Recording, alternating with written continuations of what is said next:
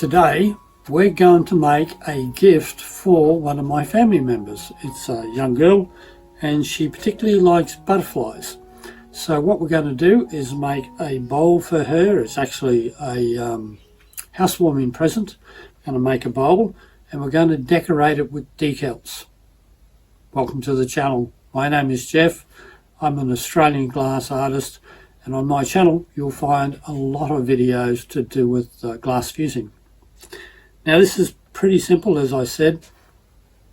If you're a beginner, give this a go. It really isn't that hard. Applying decals is not hard, and firing them isn't hard either, just as long as you follow the directions from your manufacturer or supplier. What else? Don't forget, any questions, put them in the comments. I'll do my best to answer them for you. And hit that subscribe button or the like button, and think about becoming a member. So let's get into this, and before I show you a little bit more in detail, remember I'm working with Bullseye COE 90 glass, so any schedule I give you, if you're not working in 90, make sure you adjust them and take into consideration your own kiln. Stay safe. Wear your masks where necessary, certainly wear your safety glasses. Now the materials we're going to use are just opaque white and clear. And opaque white is obviously going to be on the inside of the bowl where the decals will be. Clear is going to be on the back. Now you're wondering why this has got a mark on it. This is going to be a circular bowl, and I am going to cut this on my ring saw. That is part of the guide for the ring saw. That actually fits into the waffle grid, and when you cut you can rotate it around that point. So what I've done here is I have measured the maximum diameter I can make out of this sheet, and I think that's my front door. So hang on a minute, I'll have to go and check that. I'm back. Believe it or not, that was some workmen to help fix a double hung window. I rang them probably 15 minutes ago, and they're here already. That's what you call service. I don't get that often. So what I'm going to do is I'm going to cut a circle out of that and a circle out of that, put them together, and the very first thing we're going to do is full fuse them together.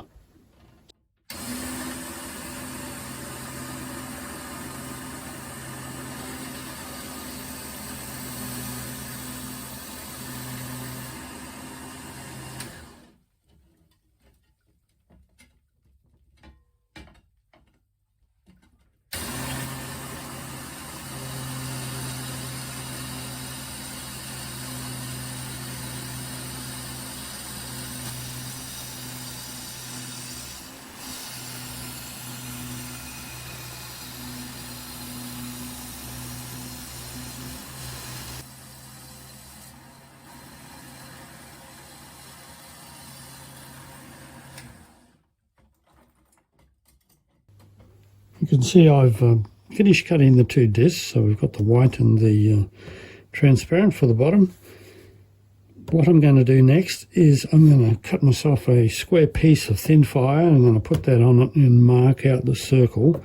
Then I'm going to take pieces of this and lay them up around the circumference of that circle, and then sit this piece on top. Then this piece, then I'll go on, and then I'm going to do the same on the white. And what I'm trying to create here is just a border all the way around. I'm only going to use the two shades of green. What's that, A212, I think that's olive green, and A145, I think is jade green. So I'm just going to use the two. I'm not going to complicate it because the majority of the decoration is going to be done with decals.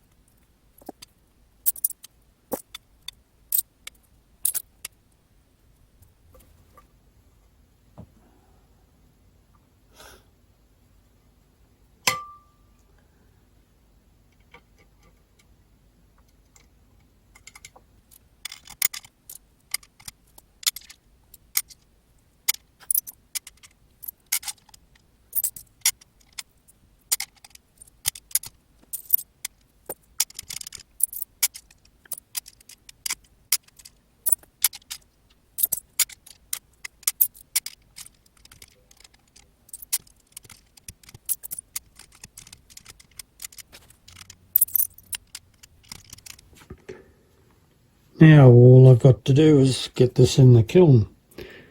Now I'm sure some of these are going to fall off along the way because I haven't glued them, but that's okay. I'll just put them back on and we'll do a full fuse.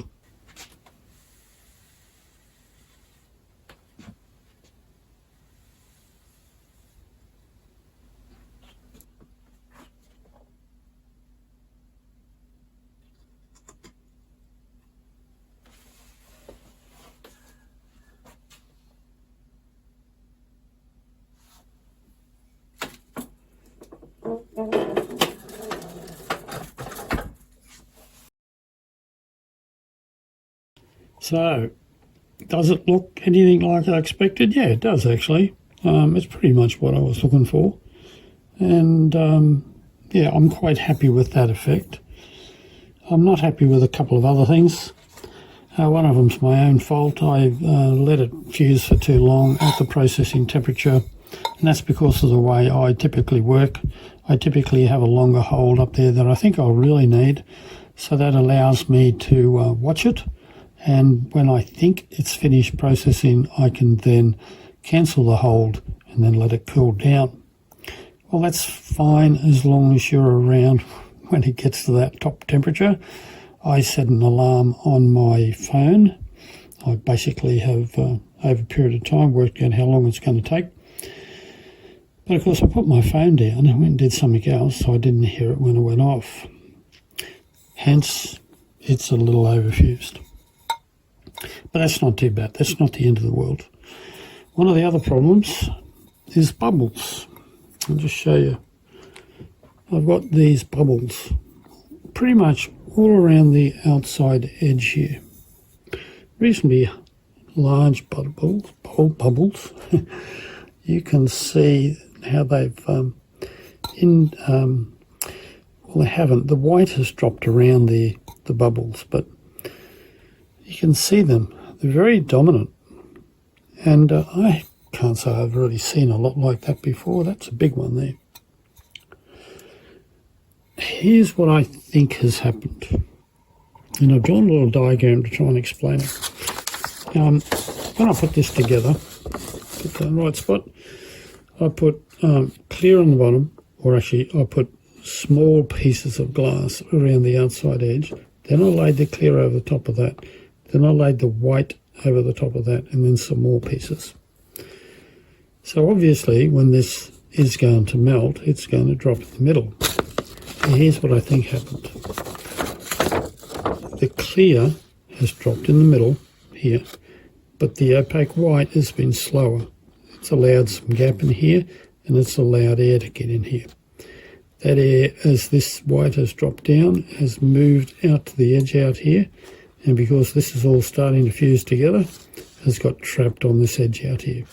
Now some of it would have escaped, but unfortunately some of it's been caught on those edges. Hence why we have the bubbles around here. And I think, I don't know why, but I've got a feeling these have had something to do with trapping it, even though they're on the bottom. So there seems to be some correlation between it. No, it might be my imagination. But that's what I think has happened. So, I've got a problem. This is very scummy on the bottom. I was going to sandblast the whole thing, fire polish it, and then add the decals, and then take it up and fire the decals on. But these bubbles are very close to the surface, especially that one. And I suspect they are going to come up and they are going to bust. And I'll end up with a hole there. Now I can risk it and do that, put this through the fire polish and then put it through another cycle and do the decals. But I'm not really prepared to risk it. So what I'm going to do is I'm going to try and repair these. And the way I'm going to do that, I've got to drill in here, open up these holes, get some opaque white, put it in there and refuse the piece again. And hopefully that'll fill them up, and there won't be any other big bubbles that'll come through and be a problem. Hopefully. so that's the next step.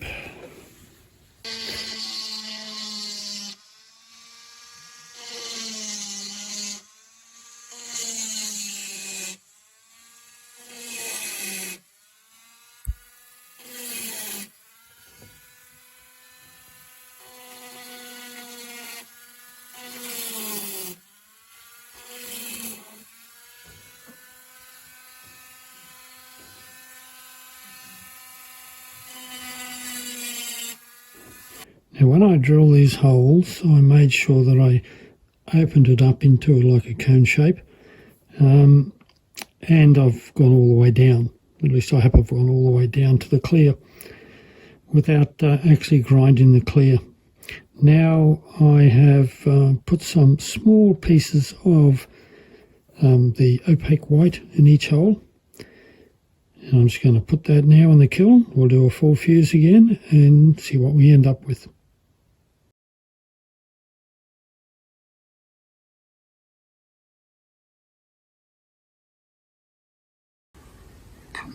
Go that way. What do you reckon? Yep. That way or something like that?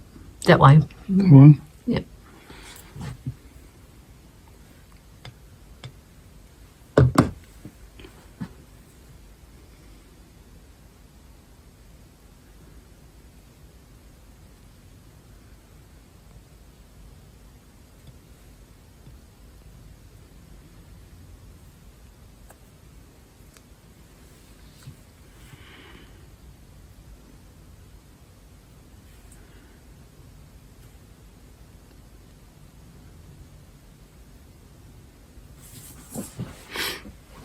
What do you reckon?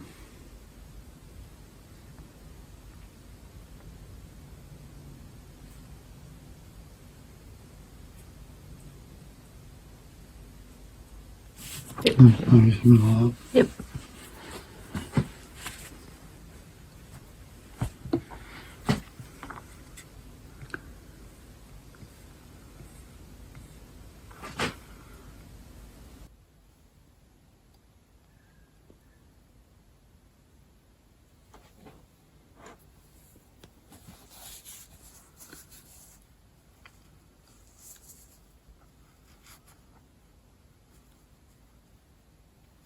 Just getting rid of all my fingerprints on this, just make it look a bit better. I think it looks great. Decals all come out nice. I like the way this looks like it's a branch coming down with some flowers on it. Got our little ladybugs showing up there. So I think it's come out really well. Now it has to be slumped, but before I slump it, I'm going to sandblast the back of it. It's a little rough in areas from the shelf that it was on, and if I sandblast it, I should get a nice satin finish on the back after it's slumped. Get rid of that sandblast. And the other option I thought of is something I haven't done before, and that is to just use the diamond pads, take that off and then buff it up with a bit of cerium oxide, and I think that would give it a polish. But I actually quite like the idea of having a satin finish to the back of this, I should say. And the satin finish will hide some of those bubbles, hopefully. Probably not. Doesn't matter, actually. As I said, I don't mind those bubbles on the back. Okay, I'll now go and do that little bit of sandblast, and then we'll put it in the kiln.